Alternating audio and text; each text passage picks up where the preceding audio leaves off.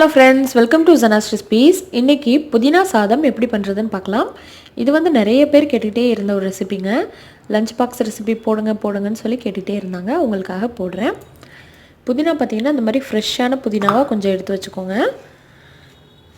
இது வந்து காரத்துக்கு வந்து நம்ம மிளகாய்த்தூள் சேர்க்க போறது கிடையாது. அதனால பச்சை மிளகாய் 2, பூண்டு 3 பற்கள், இஞ்சி வந்து சின்ன துண்டுல ஒரு துண்டு. தாளிக்கிறதுக்கு வேர்க்கடலை போட்டிங்கன்னா ரொம்ப டேஸ்ட்டாக இருக்கும். அதுக்காக வேர்க்கடலை போடுறேன். முந்திரி கொஞ்சம். இப்போ இது எல்லாத்தையும் பச்சையாக நம்ம அரைச்சி எடுத்துடலாம். சின்னதாக குட்டி நெல்லிக்காய் சைஸில் புளி தேவைப்படும், எடுத்து வச்சுக்கோங்க. இப்போது புதினாவை வந்து இதில் சேர்த்துக்கோங்க. மிக்சியில்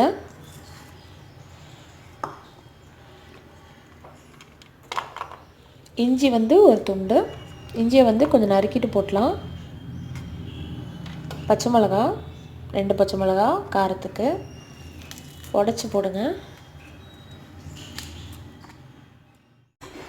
இந்த மாதிரி கொஞ்சமாக தண்ணி சேர்த்து கொஞ்சம் நல்லா திக்கான பேஸ்ட்டாக அரைச்சி வச்சுக்கோங்க. தண்ணி சேர்க்காமல் இதை அரைக்க முடியாது. தேவைக்கு கொஞ்சம் தெளித்து மட்டும் அரைச்சி வச்சுக்கோங்க.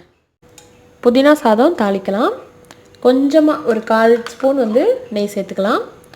ஃப்ளேவருக்காக தான். தேவைப்பட்டால் கொஞ்சமாக எண்ணெய் கூட சேர்த்துக்கோங்க. சேர்த்துட்டு கடுகு 1/2 ஸ்பூன் போட்டுக்கோங்க. அதனால் பொரிஞ்சிட்ருக்க சமயத்தில் வேர்க்கடலையும் முந்திரி பருப்பையும் போட்டுக்கலாம்.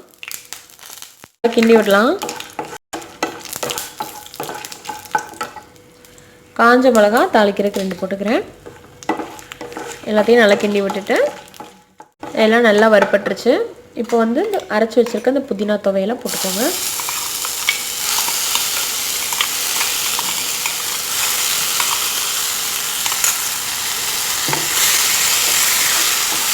நல்லா மிக்ஸ் பண்ணுங்கள்.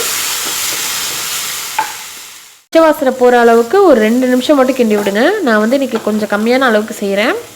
இது வந்து பாருங்கள், வடித்து வச்ச சாதம். அதில் உதிரியாக அந்த மாதிரி வடித்து வச்சுக்கணும். இதை வந்து போட்டுக்கலாம். போட்டு நல்லா கிண்டி விடுங்க. சாதத்தை வந்து ஒன்றோட ஒன்று ஒட்டாமல் நல்லா அந்த துவையில் படுற மாதிரி அழுத்தி கிண்டி விடுங்க. உடஞ்சிராமல் பார்த்துக்கோங்க. புதினா துவையல் உடம்புக்கு அதிகமாக சேர்க்கணும். அது வந்து பார்த்திங்கன்னா உடம்பை வந்து குளிர்ச்சிப்படுத்தும். உடம்பு எப்போவுமே சூடாக இருக்கக்கூடியவங்க அடிக்கடி சாப்பிட்டுவாங்க. குழந்தைங்களுக்கும் கொடுத்து பழக்கப்படுத்துங்க. சூப்பரான ஒரு ஹெல்த்தியான லஞ்ச் பாக்ஸ் ரெசிபி ரெடி ஆயிடுச்சு. இதே போல் நீங்களும் கண்டிப்பாக செஞ்சு பார்த்துட்டு உங்கள் கமெண்ட்ஸ் அண்ட் ஃபீட்பேக்கை எனக்கு சொல்லுங்கள். இதுக்கு வந்து தொட்டுக்கிறது உருளைக்கிழங்கு ஃப்ரை, வாழைக்காய் ஃப்ரை இதெல்லாம் வச்சிங்கன்னா ரொம்ப அடிப்பொலியாக இருக்கும். ஓகே ஃப்ரெண்ட்ஸ், இதே போல் நீங்களும் செஞ்சு பார்த்துட்டு உங்கள் ஃப்ரெண்ட்ஸ்க்கும் ஷேர் பண்ணுங்கள். ஜனாஸ் ரெசிபிஸ் சேனலை மறக்காமல் சப்ஸ்கிரைப் பண்ணுங்கள். தேங்க்யூ. தேங்க்ஸ் ஃபார் வாட்சிங்.